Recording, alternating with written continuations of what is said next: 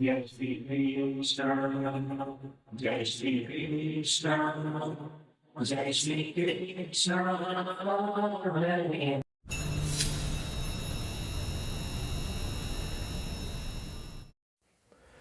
जय श्री कृष्णा। अभिनंदन। स्वागत है सभी लोगों का आपके अपने चैनल भारतीय ब्लॉगर में। मैं हिमांशु शर्मा आज आप लोगों को इस 29 तारीख के परिवर्तन के बारे में बताने के लिए आया हूं।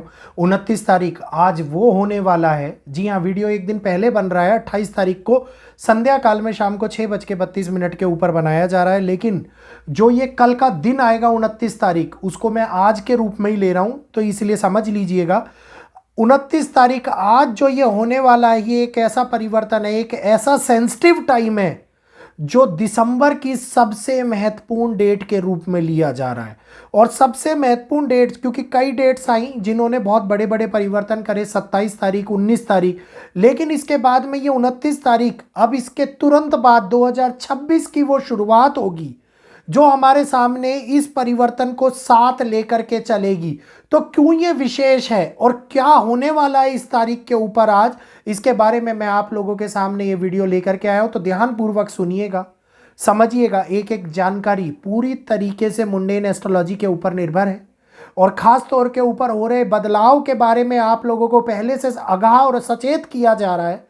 तो जानकारी को समझिए, चैनल को फटाफट से सब्सक्राइब कर लीजिए। राइट साइड में दिख रहा सब्सक्राइब बटन दबाइए, बेल आइकन को ऑल पर कीजिए ताकि आगे आने वाले वीडियोस के अपडेट आप लोगों को मिलते रहें और आप हमारे चैनल का हिस्सा बन करके हम लोगों के साथ में जुड़े रहें।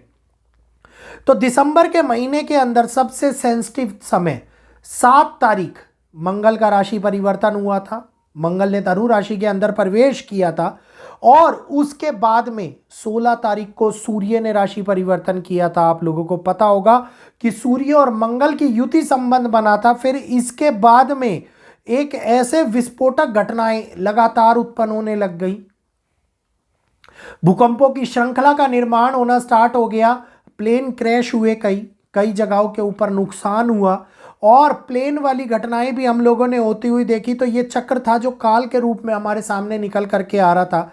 इसके बाद में 20 तारीख को शुक्र देव ने राशि परिवर्तन किया और त्रिग्रही योग की उत्पत्ति धनु राशि के अंदर हुई, जिसके अंदर शुक्र, मंगल और सूर्य एक साथ विराजमान हुए। उन्होंने आपस में युति संबंध बनाया और इससे पहले मंगल और शनि का म्यूचुअल एक्सपेक्ट बना हुआ था। उसी के साथ साथ सूर्य और शनि का म्यूचुअल एक्सपेक्ट बना। ये एक ऐसा योग था जिसने धनु राशि को धीरे धीरे परिवर्तन की ओर बढ़ा दिया। अब इसके बाद में 29 तारीख, क्योंकि इन 3 ग्रहों ने जो काम किया, इन्होंने बांग्लादेश को झुलसाने का काम किया, इन्होंने सरकार को हिलाने का काम किया, इन्होंने ये दिखाया कि कहीं ना कहीं पर चारों ओर एक बारी फिर से युद्ध की भूचाल या युद्ध की आवाज़ें हम लोगों को सुनाई देती हुई नजर आ रही है, जिसमें चाहे वो अमेरिका और वेनेजुएला की टेंशन को ले लीजिए, चाहे चाइना ताइवान और चाइना जापान की टेंशन को ले लीजिए, चाहे भारत बांग्लादेश की टेंशन को ले लीजिए, चाहे बांग्लादेश की स्वयं खुद की टेंशन को ले लीजिए। लेकिन इसने एक बार फिर से हमारे जीवन के अंदर बहुत बड़े बदलाव को ले आया और हिंसक घटनाओं को हमारे सामने उत्पन्न करते हुए दिखाया।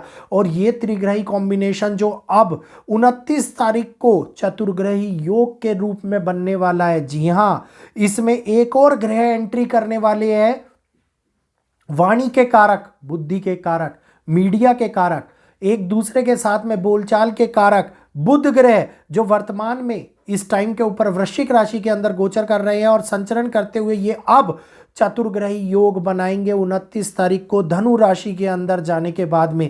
और यहीं पर 4 ग्रह सूर्य, मंगल, बुध और शुक्र एक साथ धनु राशि के अंदर विराजमान होंगे। और ये तिथि खास तौर के ऊपर इसलिए महत्वपूर्ण है क्योंकि ये योग एक बार नहीं बनेगा, ये योग फिर से जनवरी माह के अंदर भी बनेगा मकर राशि के अंदर, उसके बाद फरवरी माह के अंदर कुंभ राशि में भी बनेगा।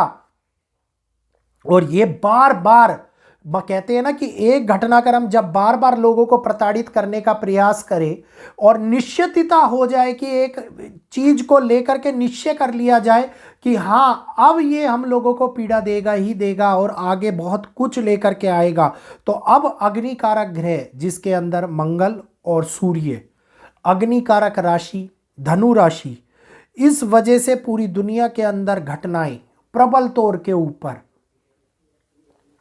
अर्थ एलिमेंट और फायरी एलिमेंट को बहुत ज़्यादा प्रभावित करेंगी।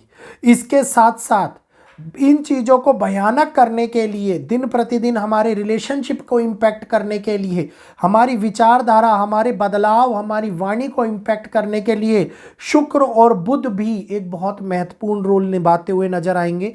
इसमें लोगों के अंदर ईगो, एटीट्यूड बहुत ज़्यादा बढ़ता हुआ नजर आएगा। अनैतिक फैसले, अनैतिक वाणी दोष, लोगों का कुछ करने के लिए कुछ बोल देना, बड़े पदों पर आसीन व्यक्ति, क्योंकि सूर्य इन्वॉल्व है, उनके मुख से निकले हुए एक एक शब्द जो गलत तरीके से रिप्रेजेंट हो, आगे गलत चीज़ों को हमारे सामने लेकर के आ जाए, इन चीज़ों का हमारे सामने निकल करके आना जिसका एक आम जनता को इम्पैक्ट पड़े, क्योंकि अभी षडाष्टक की भी उत्पत्ति हो रखी है केतु के साथ में मिलकर के। तो ये एक ऐसी घटनाक्रम है जिसके अंदर कहीं ना कहीं पर बहुत बड़े तौर के ऊपर फायर एलिमेंट, अर्थ एलिमेंट और इसके साथ साथ एक बारी एयर एलिमेंट इन्वॉल्व होता हुआ दिखाई दे रहा है।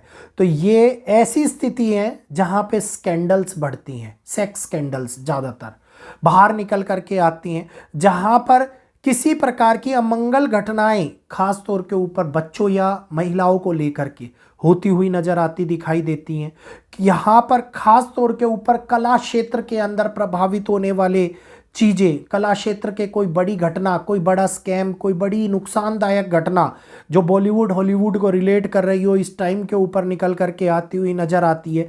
ये एक ऐसा समय है जहां पे बृहस्पति की राशि जो धनु राशि कहलाती है, इसमें बुध का रहना बिल्कुल भी अच्छा नहीं माना जाता, कंफर्टेबल नहीं होते।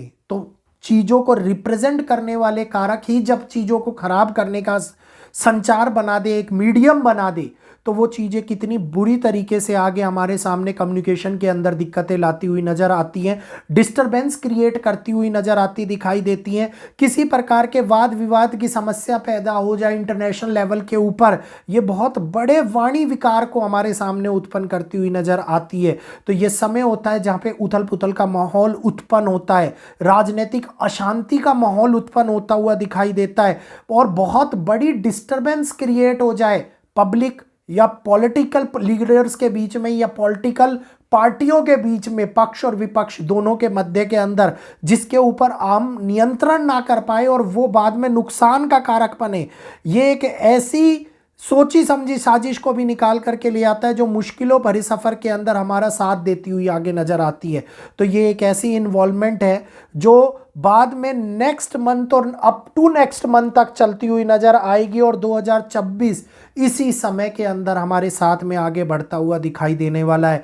यही कारण था कि मैंने आप लोगों को बोला था कि 2025 जो पूरी तरीके से लिंक हो रहा है 2026 के साथ में और 2026 अपकमिंग लिंक ईयर के रूप में काम करता हुआ आ रहा है, क्योंकि नींव अब 25 डाल देगा। असली खेल हम लोगों को 2026 के अंदर देखने को मिलेगा। तो तैयारी करके रखिएगा, देखते रहिएगा आगे आने वाले टाइम के अंदर कितने बड़े विकार और कितनी विचारधारा के अंदर होने वाला परिवर्तन खास तौर के ऊपर हम लोगों को मनमुटाव के रूप में और एक जीवन शैली को बदलने के रूप में देखने को मिलने वाला है। तो ये 29 तारीख आसान नहीं होने वाली है। 29 तारीख बहुत कुछ लेकर के आ रही है और आगे मुश्किलों को बढ़ाएगी ही बढ़ाएगी। तो यहीं पर आप सभी लोगों से विनम्रता के साथ मैं इजाज़त लेना चाहूँगा, अपनी वाणी को विराम देते हुए इजाज़त दीजिएगा। जाने से पहले निवेदन करूँगा सभी लोगों से, जल्दी से चैनल को सब्सक्राइब कर लीजिए, भारतीय ब्लॉगर को सपोर्ट कीजिए और सबसे बड़ी बात, वीडियो को आगे शेयर कीजिए ताकि अन्य लोगों तक भी ये सारी चीज़ें पहुँच पाएँ और अन्य लोग भी इसका लाभ उठा पाएँ। तो यहीं पर इजाज़त दीजिए आज मेरे को। आज के लिए इतना ही। जय श्री कृष्णा, जय माता दी।